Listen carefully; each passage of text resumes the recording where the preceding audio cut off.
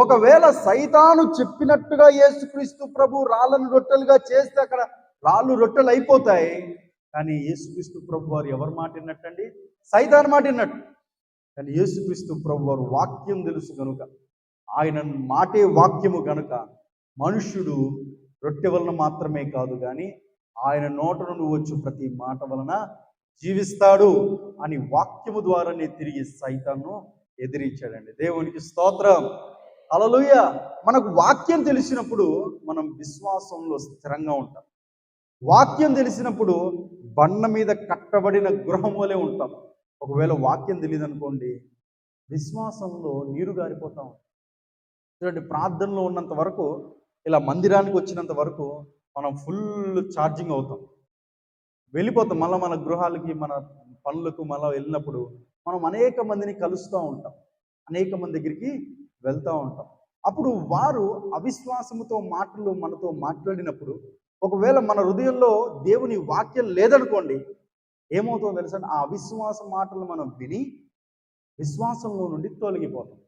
చూడండి, యేసుక్రీస్తు ప్రభు దగ్గరికి 12 సంవత్సరాలు కలిగిన ఒక అమ్మాయి, చనిపోయే పరిస్థితిలో ఉన్న అమ్మాయి, వాళ్ళ తండ్రి యేసుక్రీస్తు ప్రభు దగ్గరికి వచ్చాడు.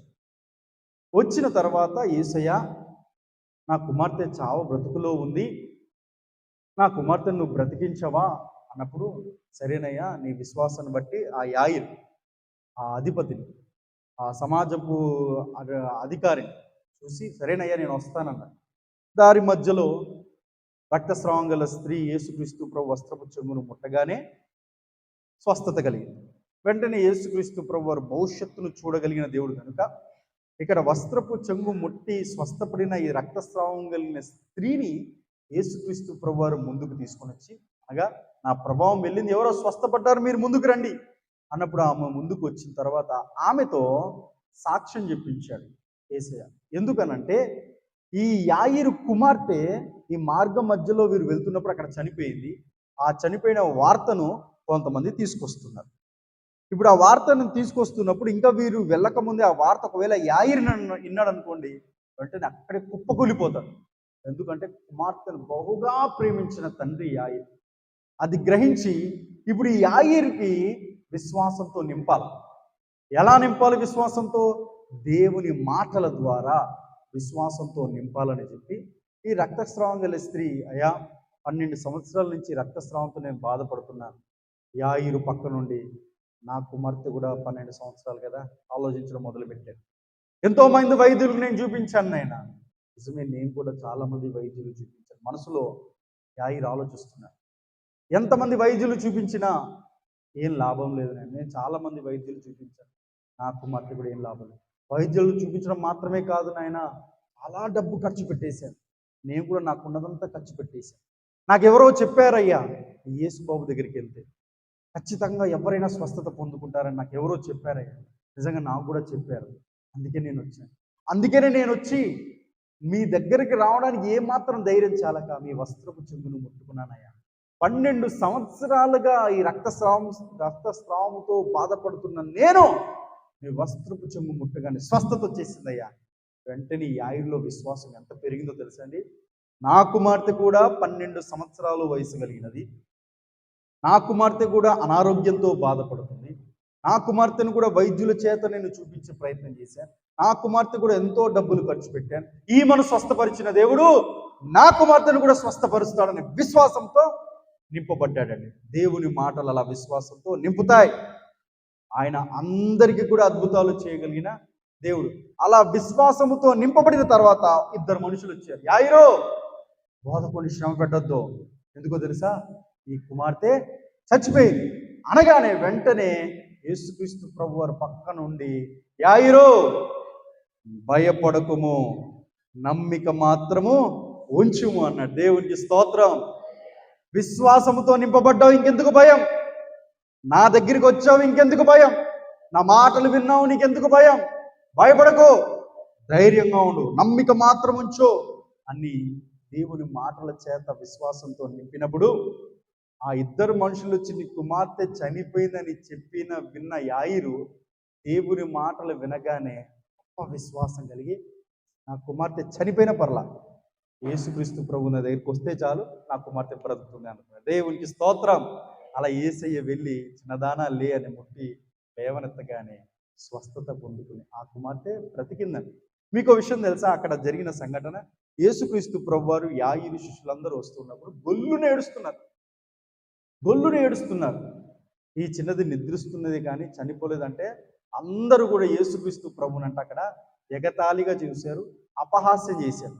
అపహాస్యం చేసిన వారు, ఎగతాళి చేసిన వారు యేసయ్య అంటే ఏంటో, యేసయ్య మాటల్లో ఉన్న శక్తి ఏంటో అక్కడ ఉన్న ఎవ్వరికి తెలియదు. కానీ ఎవరు తెలుసు? యాయిరికి తెలుసు. యాయిరికి ఎందుకు తెలుసు? యాయిరు దేవుని మాట విన్నాడు కనుకనే. అప్పుడు యేసు ఏం చేశాడు తెలుసా అండి? అవిశ్వాసంతో ఉన్న వారందరినీ, ఎగతాళిగా చేసిన వారందరినీ, అపహాస్యం చేసిన వారందరినీ, మీరందరూ బయట ఉండండి, మీరందరూ మీలో ఏ ఒక్కరు కూడా లోపల రాకండి. ఒకవేళ వచ్చారనుకో అవిశ్వాసంతో ఆ యాయిని కూడా నింపేస్తారు.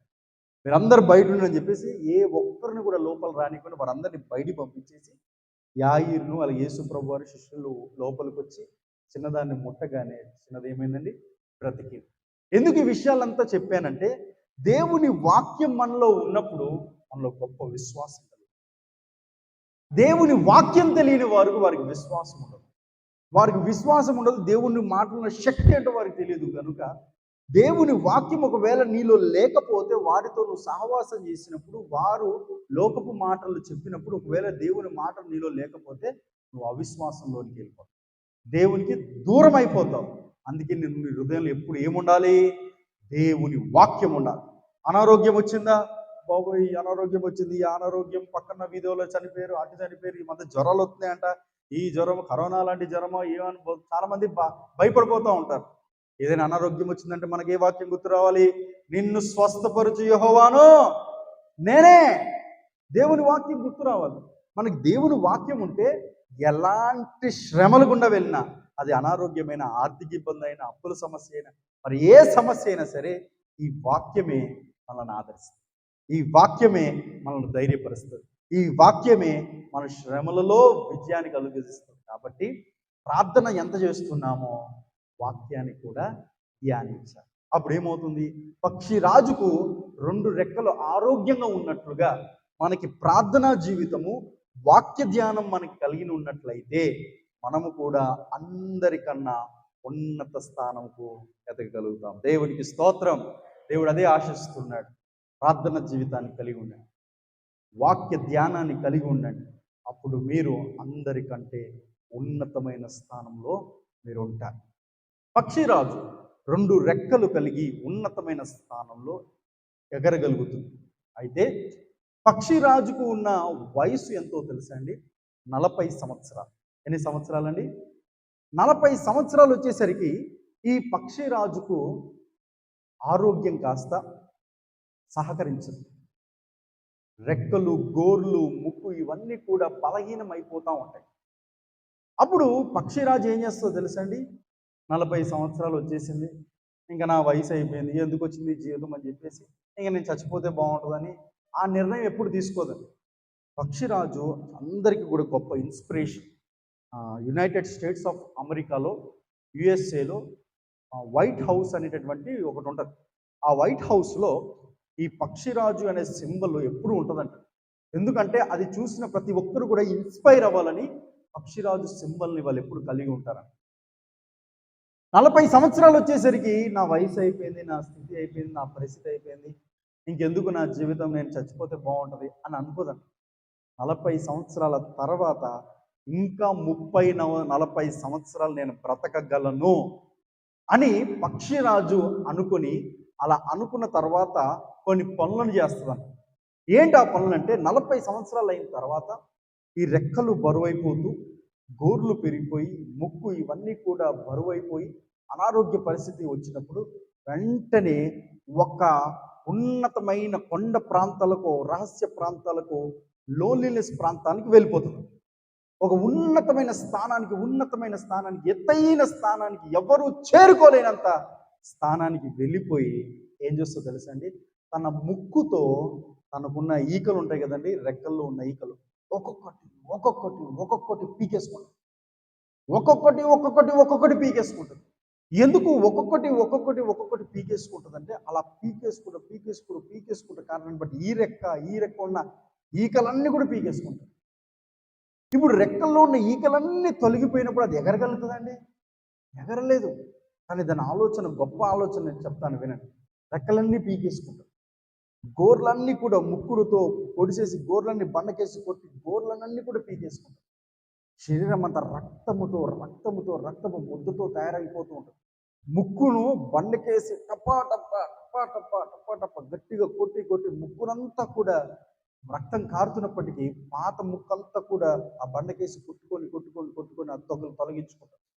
ఇప్పుడు అది ఏం చేస్తుందంటే పాత రెక్కలన్నీ తీసేసి గోర్లను తీసేసి ముక్కును బండకేసి కొట్టిన తర్వాత ఈ రక్తము కారుతూ అల్లాడిపోతూ అలాగా మూలుగుతూ ఉంటుంది. అప్పుడు ఏమవుతుందో తెలుసండి, కొన్ని రోజుల తర్వాత సుమారు అది 120 రోజులు అది ప్రాసెస్ అనుకుంటా. 120 రోజులు ఆ ప్రాసెస్ చేస్తూ ఉంటుంది. అయితే ఇలా ఈకలన్నీ పోయిన తర్వాత గోర్లన్నీ పోయిన తర్వాత ముక్కు మొత్తం బండకేసి కొట్టుకున్న తర్వాత రక్తంతో అలా కారిపోతూ ఉన్న తర్వాత 120 రోజుల తర్వాత సూర్య కిరణాలు ఈ పక్షిరాజు మీద పడుతున్నప్పుడు ఏమవుతుందో తెలుసండి, కొత్త ఈకలు రావడం మొదలు పెడతాయి. కొత్త ఈకలు ఈ రెక్కల్లో, కొత్త గోర్లు, కొత్త ముక్కు రావడం ప్రారంభమవుతూ ఉంటుంది. ఇంకా పాత రెక్కలు, పాత ఈకలన్నీ పోయి కొత్త ఈకలు, కొత్త గోర్లు, కొత్త ముక్కు వచ్చిన తర్వాత 40 సంవత్సరాలైన తర్వాత ఈ పక్షిరాజు అంటండి మరల యవ్వన దశకు వచ్చేస్తుంది అంటండి. దేవునికి స్తోత్రం.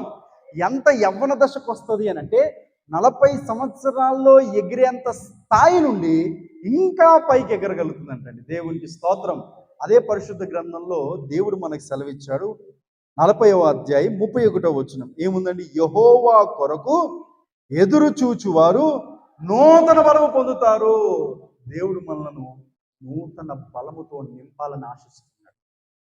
మరి పక్షిరాజు తను నలగొట్టుకున్నప్పుడు ఆ నలగొట్టుకున్న తర్వాత తనకి ఎలాగైతే నూతన బలము, నూతన ఈకలు, నూతన శక్తి, నూతన గోర్లు, నూతన ముక్కు వచ్చి ఇంకా యవ్వనంలో పక్షిరాజు వచ్చి ఉన్నతమైన స్థానంలో ఎగరగలుగుతుంది. అలానే మన జీవితంలో కూడా మనల్ని మనము నలగొట్టుకోవాలి. ఎలా నలగొట్టుకోవాలి? ఇదిగో ఈ ఉపవాస ప్రార్థనలు ఏర్పాటు చేశారు కదా, ఈ ఉపవాస ప్రార్థనలు వచ్చినప్పుడు మనల్ని మనం అంటండి ప్రార్థనలో నలగొట్టుకోవాలి. దేని సమస్య అయినా భయపడుతున్నారా? ఇంకా ఈ జీవితం అయిపోయిందని అనుకుంటున్నారా? ఇంకెందుకు ఈ జీవితం అనుకుంటున్నారా? ఈ శ్రమల్లో నేను ముందుకు వెళ్ళలేను అనుకుంటున్నారా? ఈ ఆర్థిక ఇబ్బందులు నేను ఫేస్ చేయలేను అనుకుంటున్నారా? ఈ అప్పులు నేను కట్టుకోలేను అనుకుంటున్నారా? ఈ సమస్యలు నేను బయట పడలేను అనుకుంటున్నారా? అయితే పక్షిరాజు చేసినట్టుగా మనం చేద్దాం. మనము కూడా దేవుని సన్నిధిలోకి వచ్చి, దేవుని సన్నిధి అనేది ఉన్నతమైన స్థలము కాబట్టి ఈ దేవునికి సన్నిధికి మనం వచ్చి మనం ప్రార్థనలో మన జీవితాన్ని మనం నలగొట్టుకుంటే పక్షిరాజుకు ఆ సూర్య కిరణాల ద్వారా ఎలాగైతే నూతన బలం వచ్చిందో నీతి సూర్యుడైన యేసుక్రీస్తు ప్రభువారు తన యొక్క కిరణాలు అనగా తన కృప ద్వారా మనలను తాకి దేవుడు మనలను మరలా నూతన పరుస్తాడు. దేవునికి స్తోత్రం కలుగును గాక. మనకి పాత నిబంధన గ్రంథంలో కాలేబు ఉంటాడు. ఆ కాలేబుకు 80 సంవత్సరాలు వస్తాయి.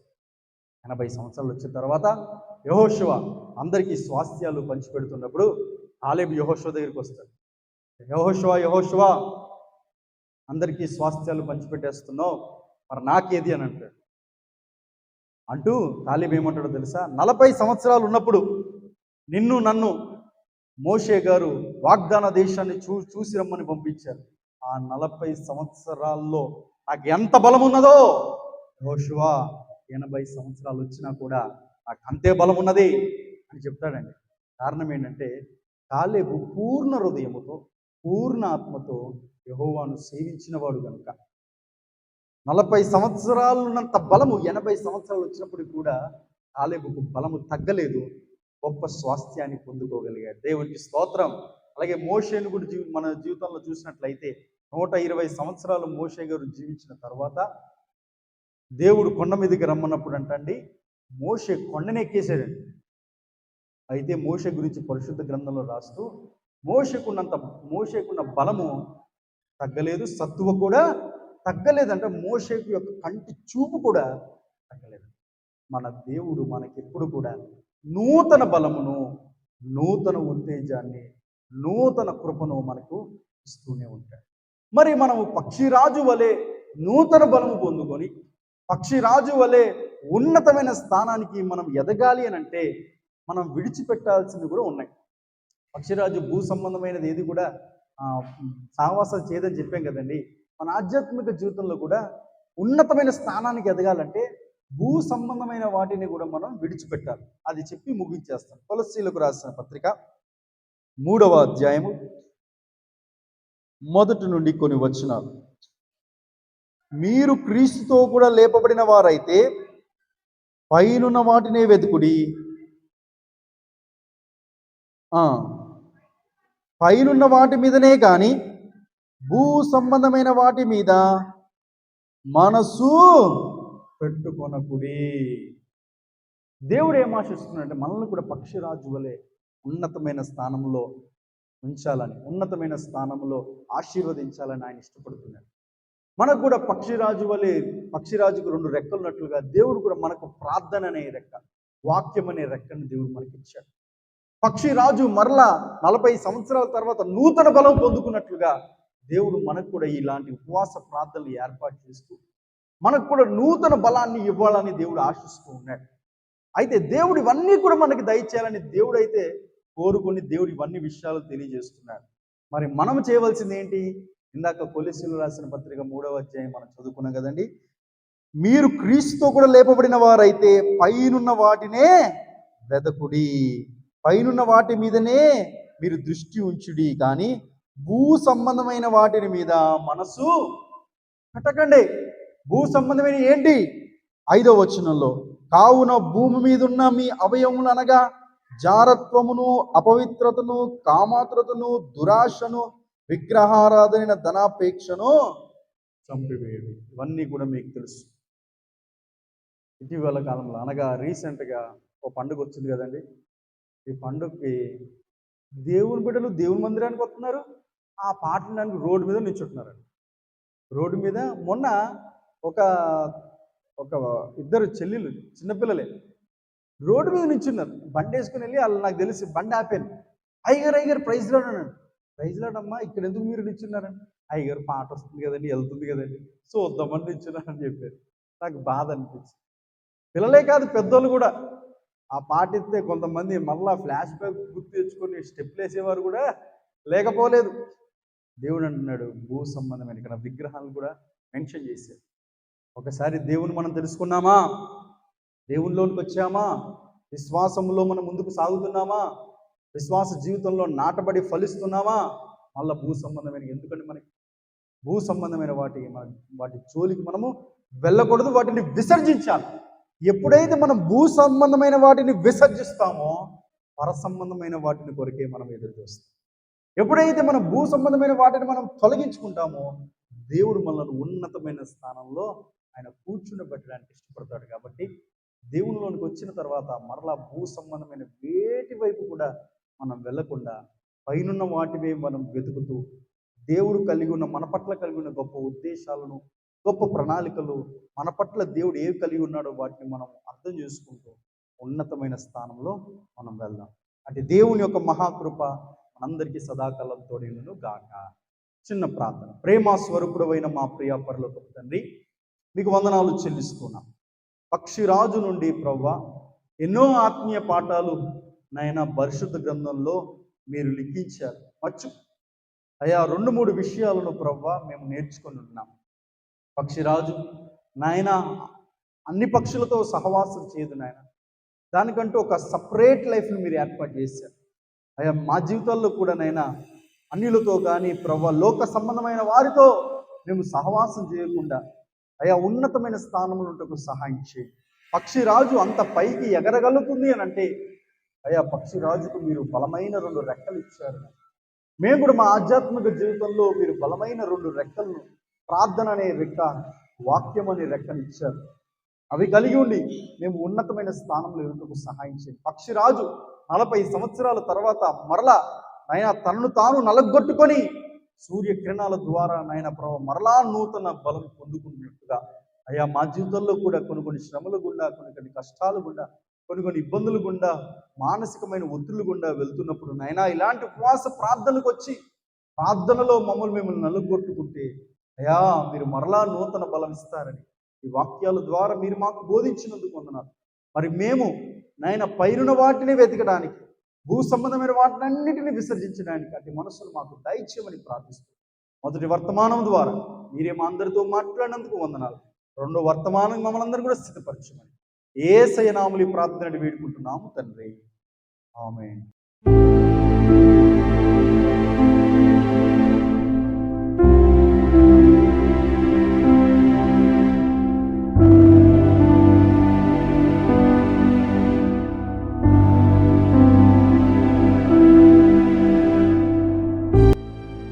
మా address pastor N John Kennedy, Bhimavaram, పశ్చిమ గోదావరి జిల్లా, ఆంధ్రప్రదేశ్. Cell number 7702292060.